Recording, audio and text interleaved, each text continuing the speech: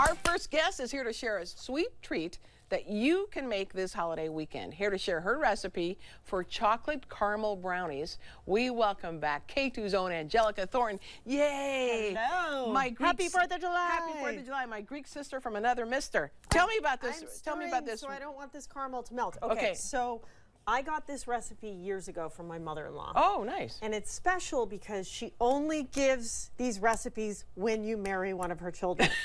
She has a huge recipe book that she puts together in a photo album, and it's recipes dating back decades, family recipe book. You only get it if you marry into the family. Do you get little notes like, this is Bill's favorite? Yes, or this is our favorite soup on Christmas Eve, or this and that. So oh my gosh, how sweet is she? It's very sweet. Yeah. And this, I think, is called Shirley's Caramel Bars. And Shirley is from the middle of Montana, and this goes back to the 70s. So my in-laws have been doing this. And it's super easy. And I guess Boss Man's mom makes a very similar recipe. A version of it. You might have heard of it. Okay. So here's where you start. You get German chocolate cake mix. Put it in the bowl. Okay, I can do that. We've got a third of a cup of evaporated milk. Oh, milk. Not condensed milk. Do not confuse it. I love evaporated milk. Evaporated milk. Yeah. Then we've got half a cup of butter. Melted and mix butter. that up.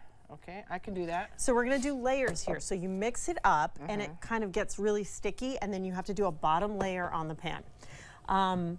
Now, back in the 70s when this recipe started, there was more cake mix in the boxes in the German chocolate cake.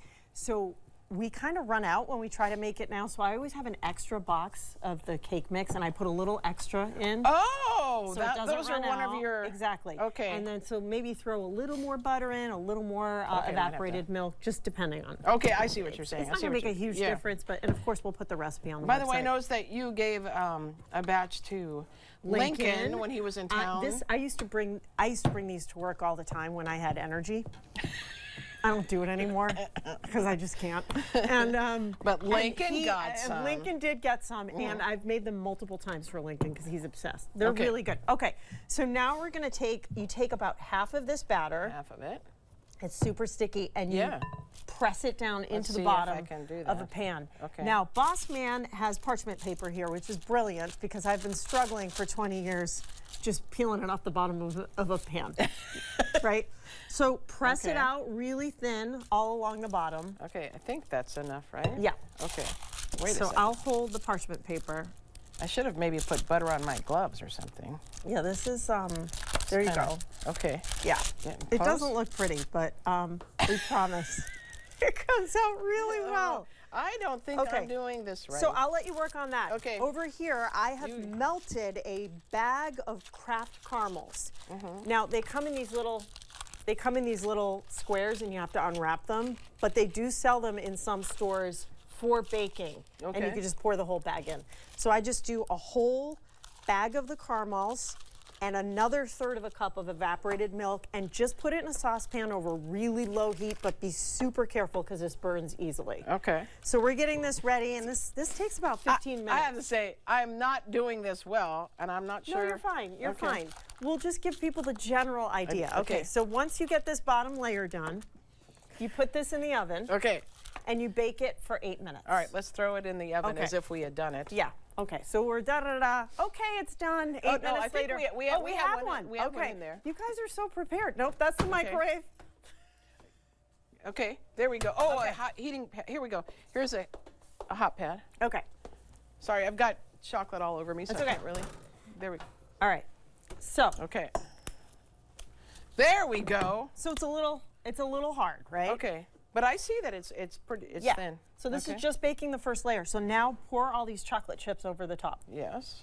Okay, I can do that. And I will get the caramel ready. Perfect. That's perfect. Okay. And then you just pour the caramel over the chocolate chips. Oh, wow. Right? Yeah. And I actually like a little extra caramel.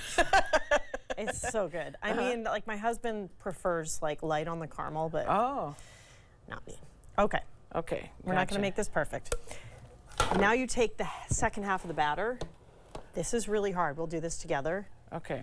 And you have to kind of like plop it on? Plop it on and just make sure to spread it out. Okay. Oh, see this, the spreading out part, that's not. Yes. Okay. So that's what you do. You spread it all over the place. You get chocolate everywhere. Mm-hmm. And then you bake all the layers for 15 minutes. Oh. And then it tastes like that. It looks like the, what, well, wait a second, look at we've my got fingers. some, I know, mine too. We need the powdered sugar. Okay, I don't do this. You don't do This that? was a special edition from Boss Man, and I think it looks so gourmet and beautiful. Right? It does. It is so good. And it looks so much more gourmet and tougher to make than it is. Well, I promise there's if a you bring reason- these to a barbecue, you will be a hit. right? Everybody will want the recipe. There's a reason Lincoln insists on these. There is. Yeah. And there's a reason you Super. have to get married to get the recipe in the Curtis family. Love it, love it. We're going to put the recipe on our website at k2.com. Angelica, as always, thank you so much. We'll be right back with more AM Northwest. Don't go away.